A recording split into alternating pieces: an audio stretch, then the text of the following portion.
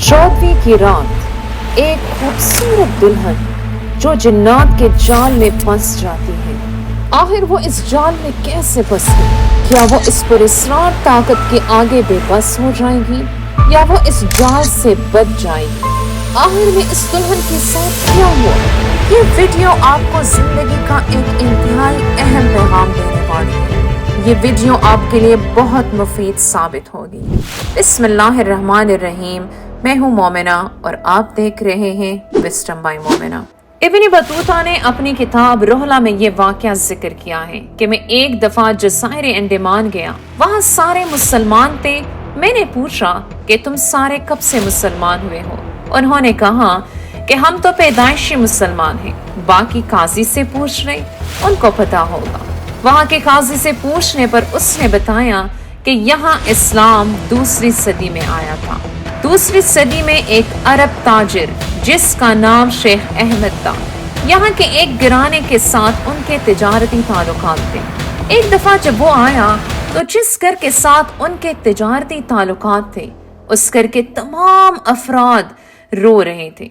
पूछने पर उन्होंने बताया कि हमारे यहाँ ये रिवाज है कि हम हर 14वीं की रात को खूबसूरत लड़की को दुल्हन बनाकर उसको डोली में बिठा देते हैं और सरकारी लोग आकर उसको ले जाते हैं और समंदर के किनारे रखकर छोड़ देते हैं। सुबह को उनकी सिर्फ हड्डियां पड़ी होती हैं और हम अगर ऐसा ना करें तो हमारा जजीरा तबाह हो जाएगा और हम इसलिए रो रहे हैं कि आज हमारी बेटी का नंबर है। शेख अहमद ने कहा कि मुझे तैयार करके डोली में बिठा दें।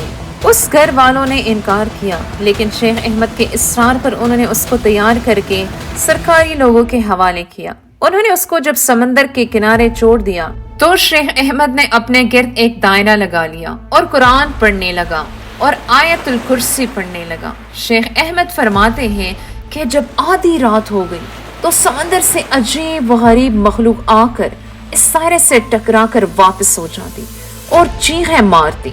सुबह तक यही हाल रहा, लेकिन अल्लाह के कलाम की ताकत के सबब जिन्नात शेख अहमद को नुकसान ना पहुंचा सके। सुबह को जब सरकारी लोग आए तो शेख अहमद बेचा हुआ था। उसने सारा किस्सा सुना दिया।